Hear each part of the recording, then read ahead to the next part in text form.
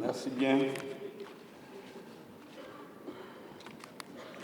Vous savez, votre ministre chargé de la femme et de l'enfant est une professeure d'université. Les professeurs, vous savez, ils sont très forts. Nous, on a été encadrés par des professeurs. Chaque fois que l'élève veut s'en sortir quelque part, il le coince. Il l'oblige à dire la vérité. Et il apprend. Vous savez, quand il y a un mois, elle a organisé la journée mondiale de la fille. Je lui ai dit, mais madame, vous parlez des filles, mais quand sera la journée mondiale des garçons? Alors je pensais avoir marqué un point, mais je me suis rendu enfin que les professeurs d'université là sont trop forts. Elle m'a dit, mais il y aura bientôt la journée de l'enfant, et là-bas il y a les garçons et les filles. Je lui ai dit, donc vous avez marqué des points. Alors, ça c'est un peu pour détendre l'atmosphère. Mesdames et messieurs, Excellences, messieurs les ambassadeurs et responsables des missions diplomatiques accréditées dans notre pays, pour les autres, je vais me rallier aux appellations faites par Madame le ministre pour ne pas l'oublier et me faire taper sur les doigts. Parce que le Premier ministre, il est au service de tout le monde. Donc, si quelqu'un n'est pas content, il lui tape bien sur les doigts. Donc, personne ne dira que je l'ai oublié. C'est madame. Si j'ai oublié quelqu'un, c'est madame le ministre. Parce que je me rallie à son appellation. Quant aux ambassadeurs, mesdames et messieurs, je vous remercie d'être venus. Parce qu'aujourd'hui, c'est une journée importante pour nous. La cérémonie qui nous réunit aujourd'hui est d'une importance capitale pour les autorités de la transition en général et pour le président de la transition en particulier. Il s'agit pour nous de célébrer les enfants dont la protection assure sans contexte le présent et l'avenir du pays.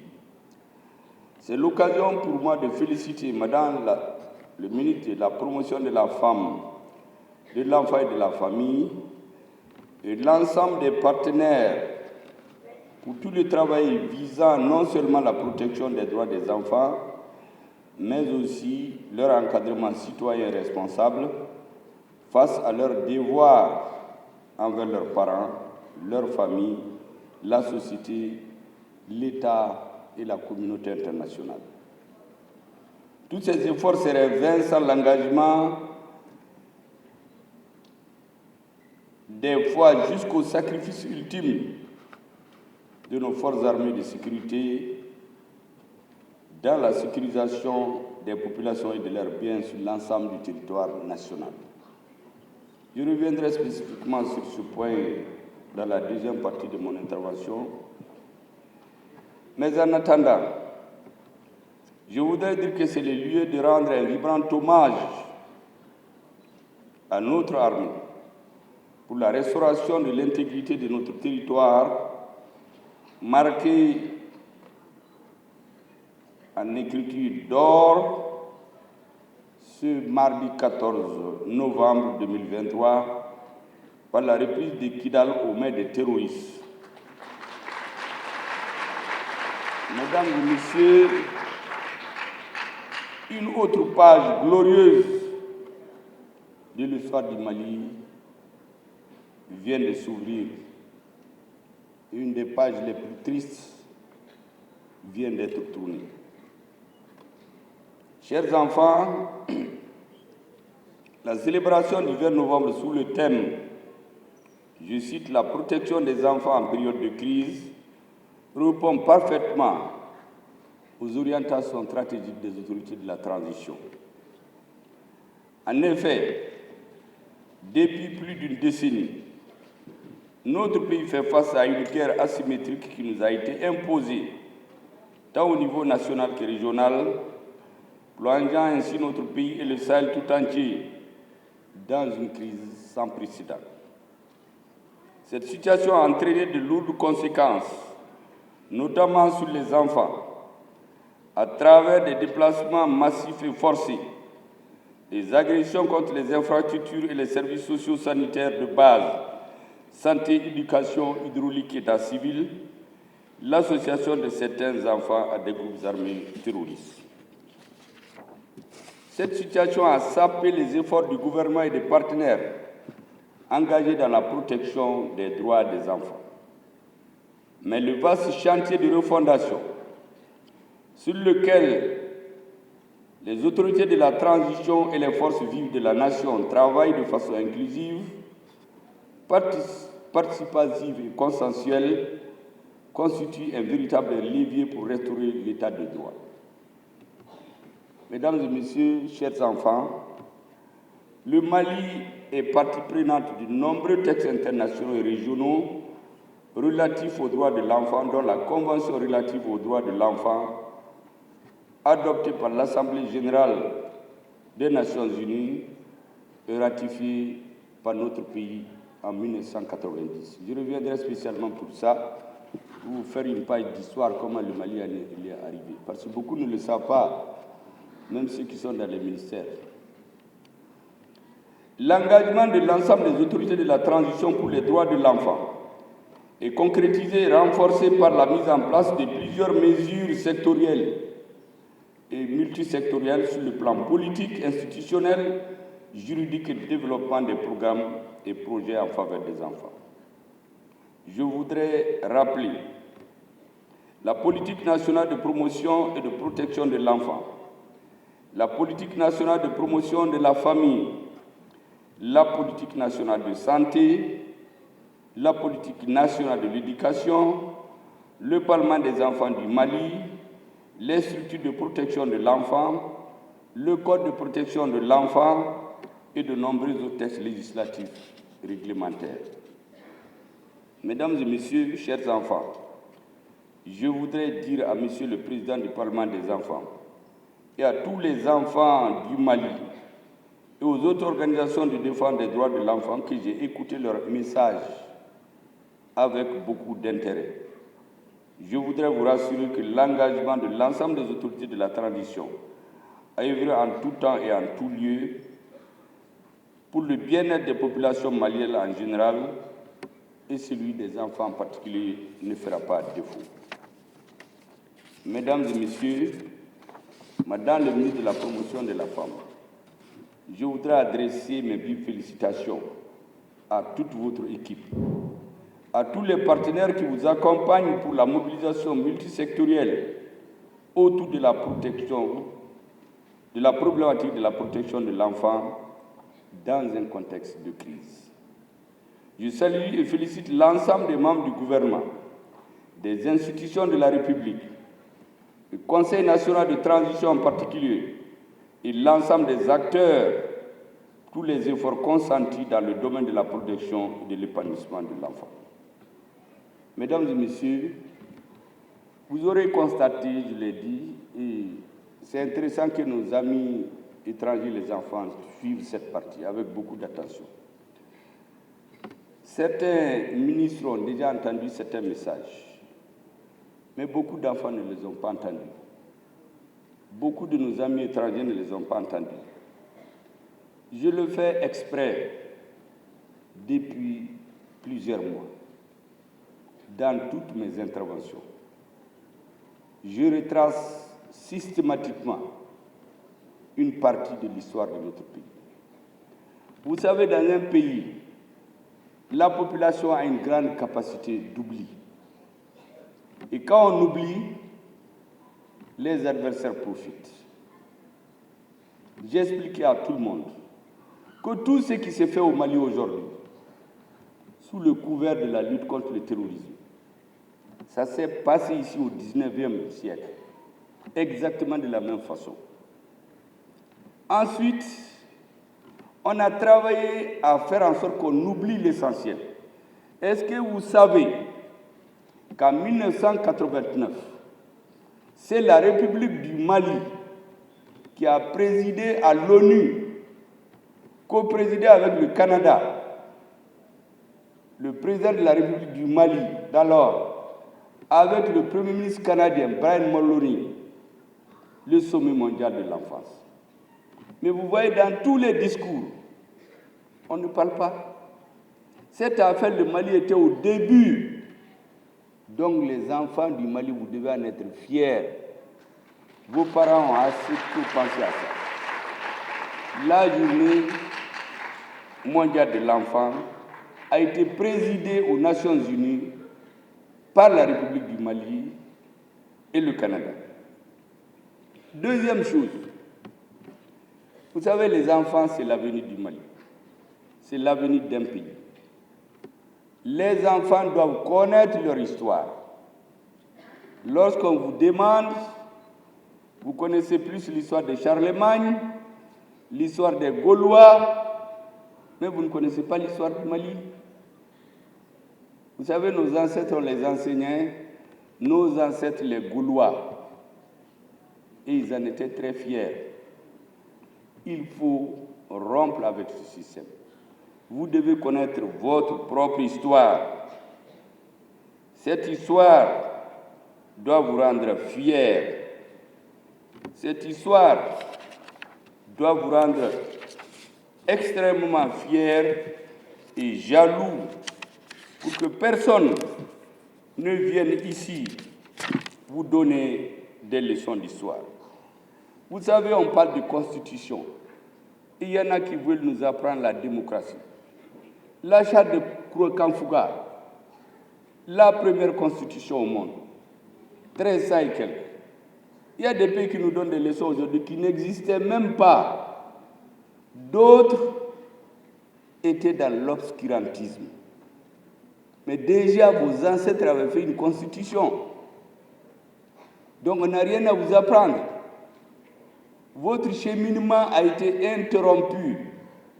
Vous savez, en 1324, celui qu'on appelle aujourd'hui l'homme le plus riche de l'histoire de l'humanité, le roi du Mali, Kanka Moussa, a effectué son premier pèlerinage à la Mecque. Avec 60 000 hommes, 12 000 serviteurs, 80 dromadaires portant chacun entre 50 et 300 livres d'or. De retour de la Mecque, il a construit des palais à Gao et à Tombouctou. Ces palais aujourd'hui, on peut voir les traces, ça n'intéresse que les archéologues. Mais en réalité, les politiques en ont besoin. À Tombouctou, le Gingara Iber, littéralement traduit la grande mosquée. Elle a été construite par Kankou Moussa au XIVe siècle, en retournant de Tombouctou. Vous savez, ensuite, après lui, l'Empire est tombé en décadence et vous avez eu Soni Alibert qui a régné de 1464 à 1492. Ça, c'est votre histoire. Ce n'est pas l'histoire des Gaulois ou de Charlemagne, contre lesquels je n'ai rien, mais vous ne les connaissez pas. Parce qu'on s'est organisé pour que ça ne soit pas dans vos livres d'histoire. Comme quelqu'un l'a dit, les Africains sont sans histoire. Il n'y a pas de peuple qui n'a pas d'histoire. Et vous devez être fiers de votre histoire. Quand l'Empire Songhai a chuté, vous savez, Soni Alibert a été remplacé par Mohamed Touré. Mohamed Touré, c'est un général et son neveu. Donc, l'héritier légitime a été évincé, pour ainsi dire démocratiquement, parce qu'on était dans un État décentralisé. C'est les oulémas qui se sont entendus pour choisir Mohamed Touré, qui est devenu l'empereur suivant. On l'a appelé plus tard Askia Mohamed. Ceux qui sont Soraï savent, le mot Askia, ça veut dire Atekaï, il ne le sera pas. Donc la famille de Soni en protestant du coup d'État en quelque sorte qui a été fait contre leur enfant, mais démocratique, parce que j'ai entendu dans les médias occidentaux récemment, coup d'État démocratique, il paraît qu'en Afrique il y a ça aussi. Donc, démocratiquement, cet héritier a été évincé. Et Askia Mohamed, avec l'appui des ulémas, ulémas c'est les grands marabouts, a pris la tête de la République. Son pèlerinage à la Mecque en 1496 Il était escorté de 500 cavaliers, 1000 fantassins, 30 000 pièces d'or. Ce pèlerinage a été fait 172 ans après celui de Kankou Moussa. Askia, aidé par les ulémas de l'intérieur, a évincé, comme je vous l'ai dit, le fils de Soni qui s'appelle Madaou. Mais ce grand empire, il a duré, il est tombé le 13 septembre 1591. Et depuis ce moment, nous avons vécu 300 ans d'anarchie avec des petites principautés, des petits groupements étatiques. Quand la colonisation intervenait, il n'y avait pas d'opposition. Il y avait des petits États. C'est ce même sort qui nous est réservé aujourd'hui sous le prétexte de la lutte contre le terrorisme. Le terrorisme était au nord au début. Il s'est étendu à tout le Mali. Il est allé au centre. Il est allé au Burkina. C'est descendu dans les pays du Golfe. Aujourd'hui, je l'ai dit ce matin, le haut commissaire, le haut représentant de l'Union européenne, Joseph Borrell, il dit, l'autre jour, je l'ai vu au Ghana, dans les médias, l'Europe donne 600 millions d'euros, donc 40 milliards de francs CFA pour le Ghana. Vous savez pourquoi? Ce n'est pas pour lutter contre les inondations qu'il y a eu quelques semaines avant où il y a eu des morts, ni pour faire des écoles, des centres de santé, des routes, mais c'est pour lutter contre le terrorisme. Mais qui a importé le terrorisme? Le terrorisme était au nord du Mali quand ils étaient intervenus. Donc, ils donnent 40 milliards au Ghana pour acheter des armes chez eux, pour défendre contre un mal qu'eux-mêmes ils ont amené. Si vous remarquez le terrorisme, pendant qu'au Mali, il y a 50 000 forces armées, 50 000, vous avez Serval qui s'est transformé en Barkhane à l'insu des Maliens. Vous avez G5 Sahel, créé, implanté à l'insu des Maliens. Vous avez Takuba, créé, installé à l'insu des Maliens. Vous avez ECAP Sahel, vous avez EUTM, vous avez, comme j'ai dit, 50 000 hommes. Le terrorisme a continué à s'étendre.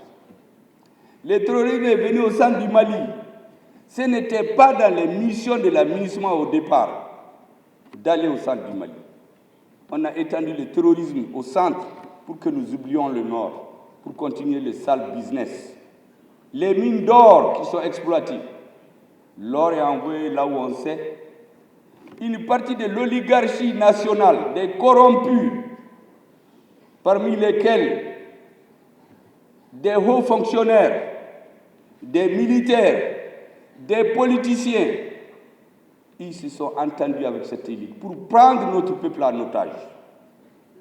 Le destin prévu pour le Mali, c'est que dans 20, 30, 40 ans, nous allons nous trouver avec des petits États, chaque ethnie a son État, et on recolonise l'Afrique, parce qu'il n'y a aucune force pour s'opposer. C'est le sort qui nous a été réservé en réalité. J'en parle depuis 2015. J'ai écrit, j'ai dit à des amis, un jour viendra où des fils du Mali resteront au Mali son honneur et sa dignité.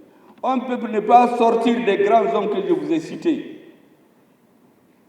Kankou Moussa, Soni Alibert, Askia Mohamed, Firoul et autres, je reviendrai là-dessus. Et qui ne trouvent pas des enfants, certains comme vous, qui vont l'aider à restaurer sa dignité. Son honneur, je l'ai écrit jusqu'à fatiguer, comme disent les Ivoiriens. Il y a des écrits. Dieu merci, en 2020, le peuple malien s'est soulevé à travers le M5 RFI. Mais cette lutte allait être vaine. Dieu voulant bien faire les choses, Dieu nous a donné ce que j'ai appelé des monnaies-baudins. Monébodé en français, ça veut dire celui qui vient vous enlever le mal. Vous parlez vulgairement, celui qui vient vous venger. Mais nous, on ne vient pas se venger. Il vient nous enlever le mal. C'est comme ça qu'il y a eu le changement de régime le 18 août 2020. On est venu nous dire que c'est les militaires. Mais ceux qui nous disent ça dans leur histoire, les deux hommes les plus célèbres dans l'histoire de la France, c'est Napoléon et De Gaulle, aucun d'entre eux n'est venu par élection. Donc le fait d'être militaire, ça ne change rien. Les militaires, c'est des citoyens qui ont des tenues. Les États-Unis, c'est pas George Washington. En Angleterre, pendant la guerre, Churchill n'a pas porté la tenue de militaire. En Chine, c'est Mao qui a restauré. En Russie, c'est pas Staline. Pourquoi chez nous, on vient nous dire que, ah oui, c'est des militaires. Ces militaires ne sont pas sortis des casernes par goût du pouvoir. La petite vieille en mangeant, je ne sais pas ce qui va se passer. Comme on dit, vous savez, Amadou Ampateba a dit que le pouvoir c'est comme l'alcool. Il dit le premier verre là, vous sautillez comme un cabri, vous êtes content. Deuxième verre là, vous deviez comme un lion. Et au troisième verre, vous devez comme un cochon. Ça, c'est un penseur africain, Amadou Ampateba. Donc, je dis, le futur, personne ne peut le prévoir. Mais en 2020, c'est des Monébodéens qui ont vécu toutes les trahisons au nord, tous les doubles jeux de la fameuse communauté internationale. 95% des Africains, des soldats qui sont morts, pour lesquels nous avons une pensée pieuse, que je respecte, de l'aménagement. L'opération de l'ONU la plus meurtrière. 95% ce sont des Africains. Ce n'est pas ceux qui ont provoqué cette affaire. Chez eux, même quand des hélicoptères se télescopent, ceux qui meurent, on dit qu'ils sont morts pour le Mali. Mais au moment de l'enterrement, on nous dit qu'ils sont morts pour la France. Celui qui tombe dans un accident, il meurt pour nous intimider. On nous dit qu'il est mort pour le Mali. Mais là-bas, on dit qu'il est mort pour la France. Et les milliers de Maliens qui sont enterrés dans des fosses communes, qui sont perdus dans le fleuve grâce au terrorisme qu'ils ont importé, on n'en parle pas. Donc les Monébodéens, ils sont revenus, ils ont vu, ils ont vécu. Des militaires ont fait la moitié de leur vie au nord. Quand on a empêché les militaires de rentrer à Kidal en 2015, après avoir manipulé les politiques à Bamako, Assimi Goïta était dans l'équipe. Sadio Kamara, il n'est pas mort parce que Dieu n'a pas voulu. Des balles sont tombées sur lui, tous ces autres sont morts. Les balles sont venues ricocher sur son chargeur. C'est Dieu qui a fait qu'il n'est pas mort. Malick Diaw était dans le Grand Nord des années durant. C'est Dieu qui n'est pas mort. D'ailleurs, souvent, il me dit que lui, il a envie de sentir la poudre. J'ai dit, nous, on ne veut pas sentir de poudre. Nous, on veut la paix. Donc, ces Monébodéens-là, ils ne sont pas sortis du hasard. Ils avaient besoin d'une orientation, d'un appui. Et notre peuple était déjà prêt.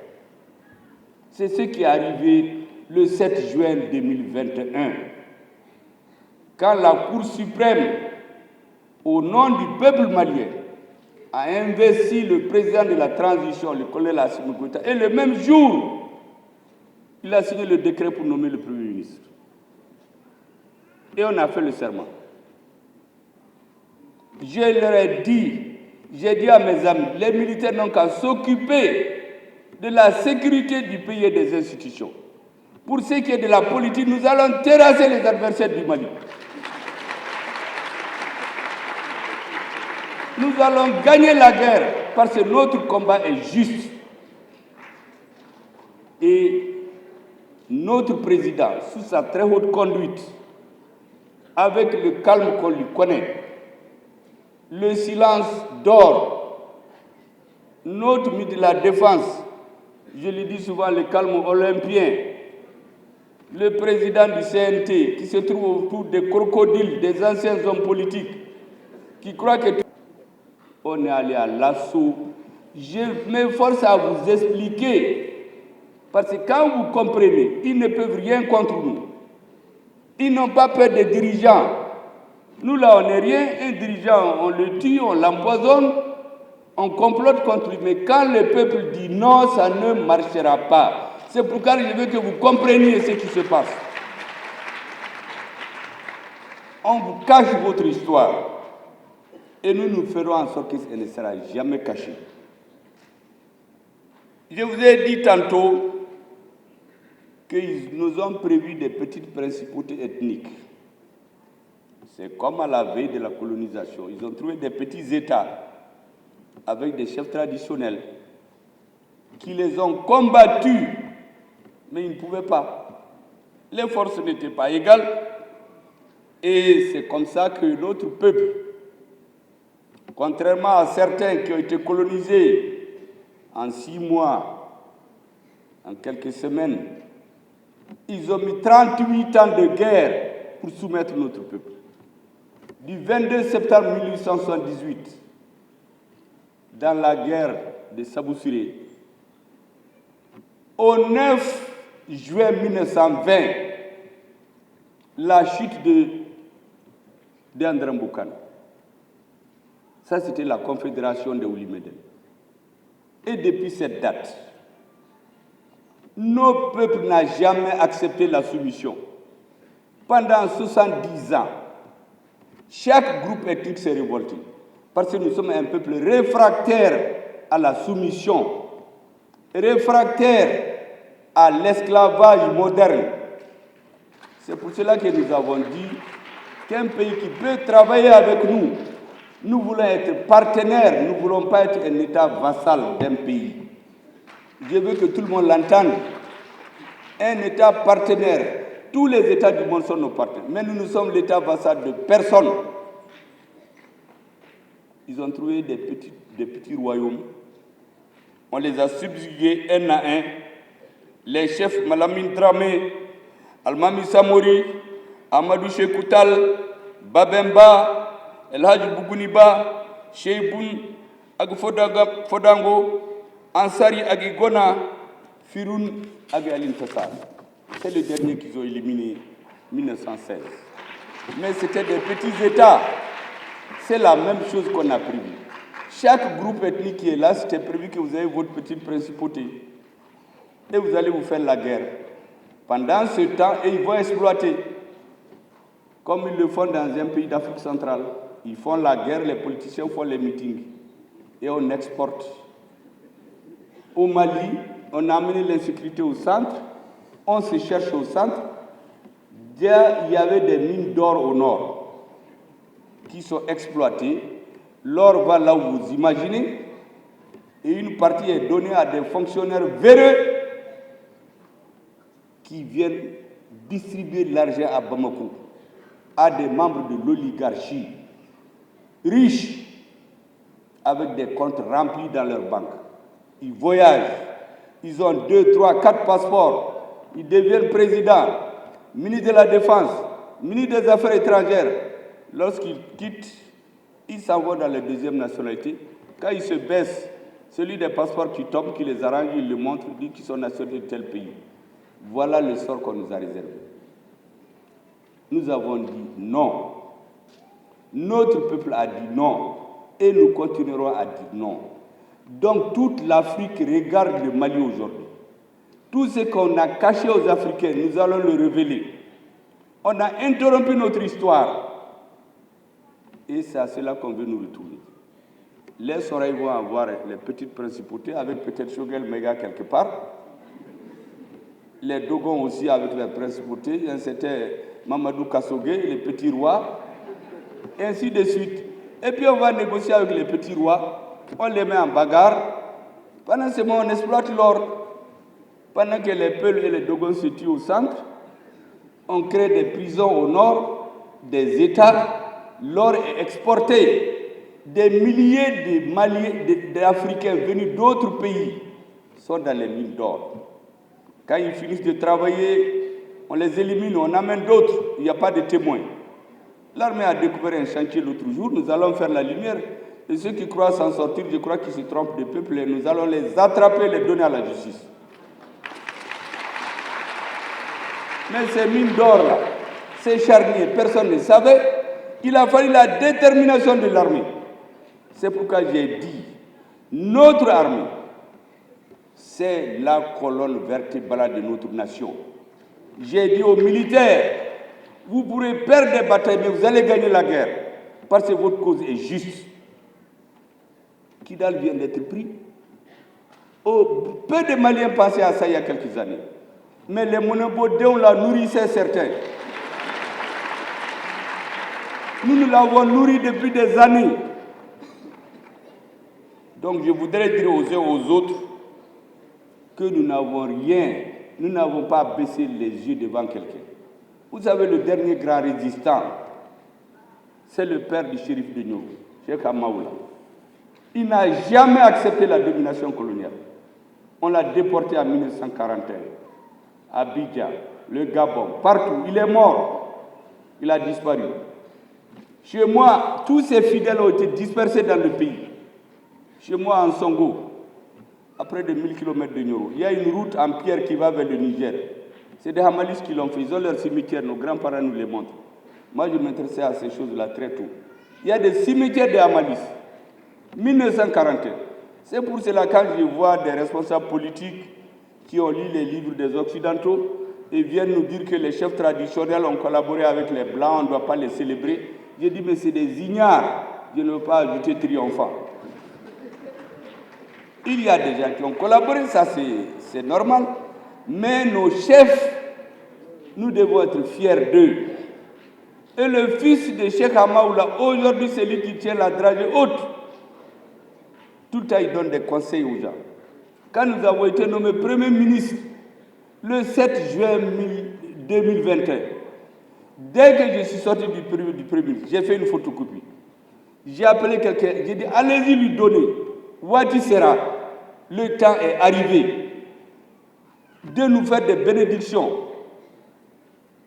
Il lui a dit d'aller nous dire que le Mali deviendra un beau pays où les gens chercheront des visas pour venir. Mais la condition, l'envoyé m'a dit, ne vous divisez pas. Restez collés avec le président, avec les monobodéons là.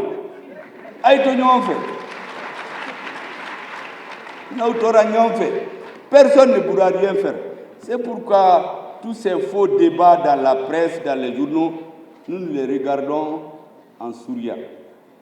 Parce que nous savons d'où on vient, nous savons où on se trouve, mais surtout, nous savons où aller. Donc je voudrais dire aux Maliennes et Maliens, aujourd'hui l'armée a fait un exploit, vous a rendu un rêve. Faites en sorte que ça soit éternel. Travaillez pour aider les militaires. Ils ont fait leur boulot. Ce qui reste, c'est celui que nous devons faire. Vous savez, récemment, j'étais dans une assemblée où il y avait beaucoup de nos frères Touaregs et Arabes. J'ai dit aux Maliens, il faut éviter les amalgames. Toute personne qui veut stigmatiser un Arabe ou un Touareg, un Malien blanc, c'est un ennemi qui le veut au nom du Mali. Sans le savoir. Si vous le voyez, informez les services de sécurité. Parce que dès que quelqu'un est blessé, les médias que vous connaissez vont se lever pour dire, oui, au Mali, on est en train de tuer tous les citoyens blancs. Donc celui qui le fait est contre le Mali. C'est exactement comme ce président qui dit à ses militaires, il ne faut pas vous battre, les terroristes sont plus forts que vous. Vous savez de qui je parle. Alors, quand j'ai vu ces jeunes Touaregs dans la salle, je leur ai fait un peu de cours d'histoire. Voici ce que je leur ai dit. Je vous le dis in extenso. J'ai dit en 1898, le 13 septembre, le lieutenant qui commandait Caille, dont on relève Tombouctou, il s'appelait le lieutenant Odéoud. Voici ce qu'il a écrit au gouverneur de Tombouctou, qui relevait de lui, concernant les Touaregs et les Arabes. Il dit, étant donné qu'on ne parviendra pas à faire des amis ou des alliés de ces tribus par la suite de haine religieuse et de race qu'ils nous ont vouées, de l'impossibilité dans laquelle nous les mettrons de vivre du pillage et qui est leur seule source, il faut les supprimer si l'on peut. Et cela en les affamant, les hommes en les empêchant d'acheter des céréales dont ils ont besoin, les animaux en interdisant les rives du fleuve. Il en résultera que certaines de ces tribus mourront de misère ou qu'ils fuiront vers d'autres régions ou qu'enfin, se sentant impuissantes, elles se rendront à merci. Et alors, nous pourrons leur imposer un genre de vie qui les empêche de nous nuire. J'ai lu ça devant des jeunes Touaregs arabes. Le commandant militaire colonial de Caille, voici ce qu'il a écrit à Gao. Peut-être ça ennuie certains parce que j'ai déjà répété, mais d'autres ne l'ont jamais entendu. Vous savez ceux qui cachaient les Touaregs dans les moustiquaires. Leurs animaux, ils les mélangeaient à leurs animaux. C'était leurs frères Songo et Peul. Quand on vous prend en train de cacher un Touareg en arabe, on vous coupe la tête. Nous, on a des grands-parents, on a coupé la tête pour les promener au marché. Ceux qui échappent, on les juge, on les envoie en Guinée, à l'île de Gorée, ils font les 15 ans, ils reviennent. Certains sont morts enterrés ici à Bamako, d'autres sont rentrés, et dans les villages de père en fils, ils nous l'ont dit. Même le lieu des cimetières. Donc quand ces messieurs viennent nous dire que les Arabes et les Touaregs sont leurs amis, j'ai dit à mes frères Arabes et Touaregs, faites attention. Faites attention. Faites attention. Vous savez, le commandant Manjo de la région de Tombouctou, qu'est-ce qu'il déplore? Il déplore que l'aviation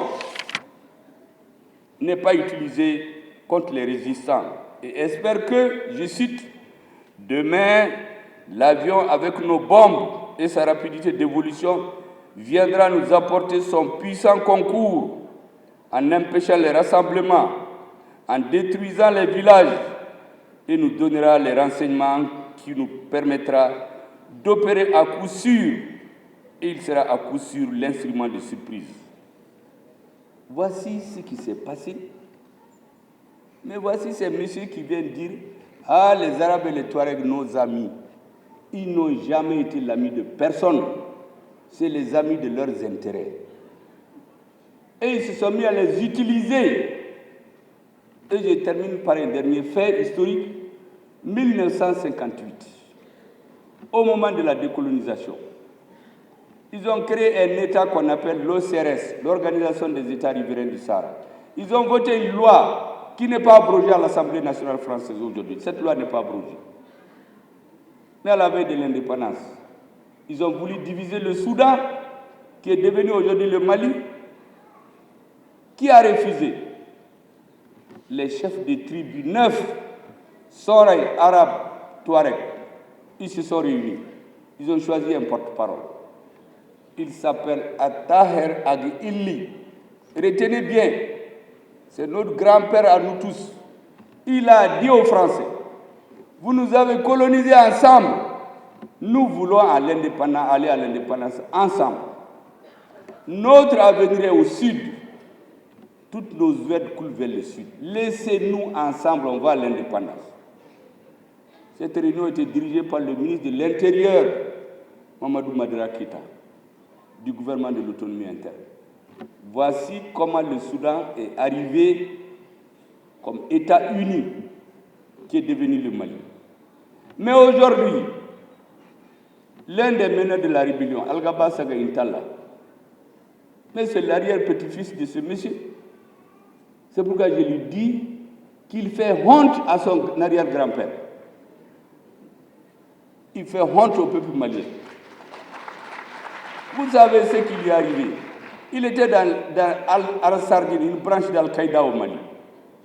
En 2013, les sponsors ont été lui dire il faut les quitter. Comme les Américains ont déclaré en Sardine, organisation terroriste internationale, tu quittes l'adjoint de Yad Agagali. Ils ont créé le MIA, le mouvement islamique de l'Azawad. Ce mouvement s'est métamorphosé comme un insecte. Vous savez, les vers là, quelques jours après, ils s'envolent. Il s'appelle le HCUA, Haut Conseil pour l'unité de l'Azawad. C'est ce Haut Conseil-là que les Français ont installé à Kidal. Et ils ont été chercher le MNLA, qui n'était ni une force politique, parce que c'est elle qui est à la base du soulèvement, celle qui a été utilisée en tout cas. Ni une force militaire, les Moudjaouis l'avaient chassé. Ils étaient cachés au Burkina et à Nouakchott. Ni une force morale. Parce que la majorité des Touaregs ne se reconnaissaient pas dans leur combat, en dehors de la violence. Ils les ont amenés dans les fourgons de Serval, les installer à Kidal, les mettre avec le HCIA pour nous créer, comme j'ai dit, un OVNI, objet volant non identifié, qui s'appelle la SEMA. C'est cette SEMA-là qu'on a obligé l'État à prendre comme interlocuteur. Mais aujourd'hui qu'on les a cognés là, personne n'entend parler de SEMA. Dans les médias français, chez les terroristes, on dit SPD, CSP. Allez-y voir dans tous leurs journaux, dans tous leurs médias, personne ne parle plus de SEMA. Parce qu'on l'a discrédité, on a expliqué aux Maliens d'où il vient. Quand on a levé le boubou là, ils ont mis autre chose qu'au SPD. Le SPD là, c'est un ovni qu'on nous a créé il y a quelques mois avec les services secrets des pays étrangers, avec la complicité de certains Maliens, pour transformer le nord du Mali en un lieu où tous les émigrés africains vont s'installer. Et ils vont donner de l'argent à quelques dirigeants corrompus, et le nord va devenir un dépotoir. Ça ne se fera pas. Et c'est pourquoi je dis à tous ces meneurs, ceux qui sont maliens, venez parler avec vos frères. Mais nous n'accepterons plus jamais que des individus viennent s'imposer à nous. Vous avez parlé tout de suite, messieurs, des enfants à Kidal, qui n'étudient pas, qui n'arrivent même pas à faire quoi que ce soit. Mais ces enfants-là, ceux qui les ont empêchés de faire ça, leurs enfants sont dans les grandes écoles à Bamako, à Tunis, à Alger, au Maroc, en Europe. Eux-mêmes, ils ont des palais avec 2, 3, 4 piscines à Bamako. Mais la majorité des gens de Kidal, Tombouctou, Gao, ils n'étudient pas. Les enfants des pauvres n'étudient pas. Ils disent que c'est à leur nom qu'ils se battent. Vous êtes à Bamako, vous avez une oligarchie corrompue qui vous donne l'argent, vous partagez ça ici. Vous savez, quand j'étais devenu Premier ministre, sur le filet social, disons, les actions sociales du Premier ministre, j'ai appelé chaque gouverneur pour lui dire de nous dire les priorités des populations. Parce que le président avait une lancée, nous voulons l'accompagner, on veut mettre nos pieds dans ses pas. Parce que c'est une initiative du président. On a prévu de faire 5 grands forages à grand diamètre dans la région de Kidal pour donner l'eau à la population. Vous savez, le OVNI là, il s'appelait SEMA, c'est entendu avec le gouverneur, monsieur le gouverneur, pour nous dire que la SEMA veut avoir les 5. J'ai dit, il faut chercher notre Premier ministre. La SEMA n'aura pas les 5. Ils ont discuté, les Gatia, ils ont dit, bon, on va donner 3 à la SEMA, comme c'est les patrons jusqu'à récemment, et on donne 2 au Gatia. La SEMA dit non. Il faut qu'on leur donne les 5 Et on donne l'argent. Parce qu'en fait, on ne fait pas là. Vous leur donnez l'argent. Ils vous disent qu'ils ont fait 5 forages, mais ils n'ont rien fait. C'est pourquoi je vois des hommes politiques qui s'agitent aujourd'hui. Il y en a qui font des meetings. Mais on a 5 à 10 milliards qu'on a transférés à Kidal pour dire de réparer EDM. Qu'est-ce qu'ils ont fait avec les gens de ce OVNI-là? Je demande à ces messieurs-là d'avoir du scrupule, restez dans vos chambres. Ne venez pas nous polluer l'heure avec des meetings soutien à la transition, petit patata. Nous, on sait qui soutient la transition. Parce qu'il y en a qui sont dans ça, on les connaît. Nous avons répertorié tous les membres de l'oligarchie, les politiques, les militaires, les juges. Nous avons la liste. Vous savez, dans l'opposition, on est très intelligent. Hein? Souvent, on regarde tout ce qui se fait. On n'a rien à faire. Tous les matins, on se lève et on s'occupe de ça. Maintenant, les ministres, tous les jours, vous êtes dans les cérémonies, dans vos cabinets.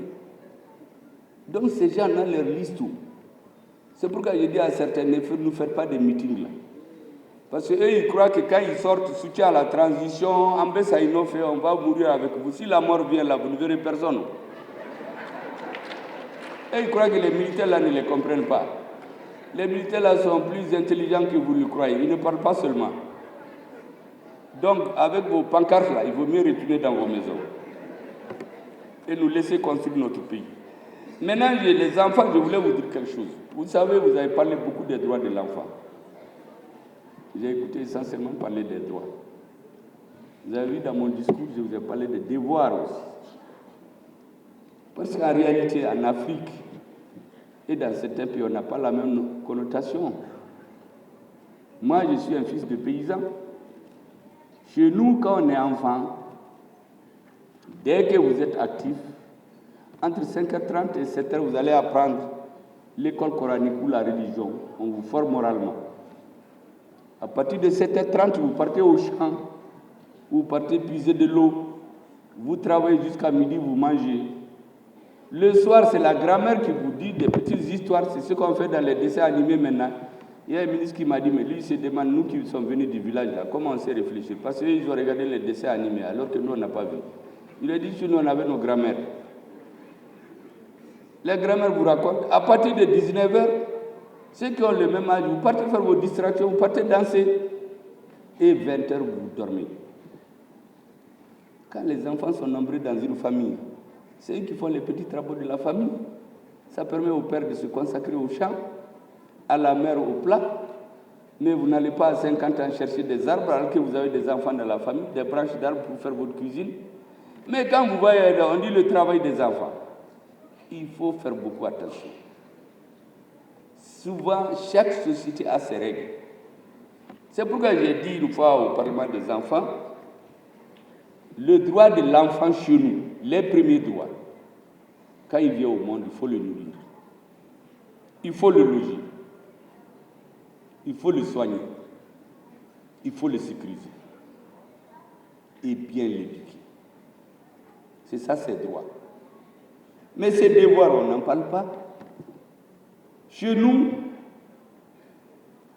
les devoirs de l'enfant, c'est satisfaire ses parents, avoir une bonne éducation, bien travailler à l'école si c'est nécessaire pour honorer ses parents, apprendre bien pour se préparer à l'avenir, être utile à la société, à soi-même et à ses parents.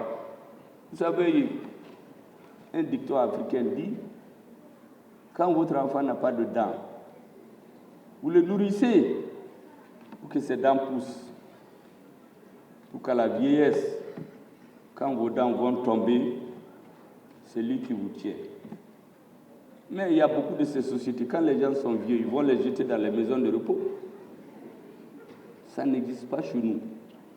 Chez nous, c'est l'honneur pour un enfant, une fille, que ta mère ou ton père soit vieux et qu'il soit chez toi, qui ne puisse rien faire jusqu'au jour où tu les ramènes au tombeau. C'est ça l'honneur d'un enfant chez nous. Mais dans d'autres pays, quand les parents ne servent à rien, on va les mettre dans les maisons de repos, on les frappe là-bas, ils pleurent, ils font comme des petits enfants. Vous savez, j'ai un ami dans un pays développé qui m'a dit, il avait un copain, il va chez lui tous les dimanches. Un jour, il est allé, il a trouvé son vieux père qui était en train de pleurer. Il dit que lui, Les Africains ont des habitudes que lui, il a envie. Tous les jours, ce monsieur vient le saluer. Il est juste l'ami de son fils. Et il lui dit, tu sais, cette maison-là, c'est moi qui l'ai construite. Mon fils est marié, aujourd'hui la femme veut me chasser d'ici. Ils veulent m'envoyer dans une maison de repos. Va parler à ton ami. Vraiment, qui me donne juste à manger, je vais rester dans la chambre. La maison de repos, je ne veux pas y aller. Il dit qu'il a pleuré. Il en a parlé à son ami. Qu'est-ce que son ami lui a dit? Il va discuter avec sa femme. Et le vieux, ils l'ont mis à la maison de repos. C'est la mort dans l'âme. Il a dit à son ami, ça, c'est pas africain. Lui, il ne peut pas continuer cette amitié. Donc, vous voyez, tout est relatif. Chaque société a ses règles. Je suis d'accord avec beaucoup de choses que vous avez dit, que l'UNICEF dit, que l'ONU dit, mais il y a les réalités de notre pays. Je souhaite que vous intégrez les deux. Vous savez, les pays asiatiques qui se sont développés en prenant tout ce qu'il y a de bien chez les autres, mais ils ont gardé leur culture. C'est ça leur force. Je voudrais donc vous donner ces conseils et dire au président du Parlement des enfants que j'ai bien entendu vos messages, ils seront transmis à qui de droit. Et vous avez bien dit que les enfants de Kidal, aujourd'hui, ils veulent vivre, ils veulent être nourris, ils veulent aller à l'école, ils veulent éviter la guerre. On leur impose aujourd'hui la guerre, la mort, l'esclavage moderne par les terroristes, sponsorisés par des pays extérieurs, qui nous font les leçons de morale, qui font des cérémonies, qui font des livres pour nous envoyer à lire. Ils ne savent pas ce qui se passe chez nous. À Kidal, les enfants n'étudient pas depuis des années. Nous allons, Inch'Allah, avec votre aide, le gouvernement sous la haute direction de Monsieur le Président de la Transition fera tout ce qui dépend de lui pour y mettre fin. Voilà, mesdames et messieurs, les quelques mots que je voulais vous dire. Et ça a été long, mais les jeunes, vous devez connaître votre histoire. Vos ancêtres, ce n'est pas les Gaulois. C'est Kankan Moussa, c'est Soni Alibert, c'est Askia Mohamed, c'est Firoun, c'est Agfondagou, c'est Ansari. C'est eux vos ancêtres, ce n'est pas les Gaulois. Donc je demande à monsieur le ministre de l'Éducation nationale et de l'enseignement supérieur, faites en sorte que nos enfants connaissent leur histoire. Que le travail que nos monobodéons là sont en train de faire ne tombe pas à l'eau. Merci bien là.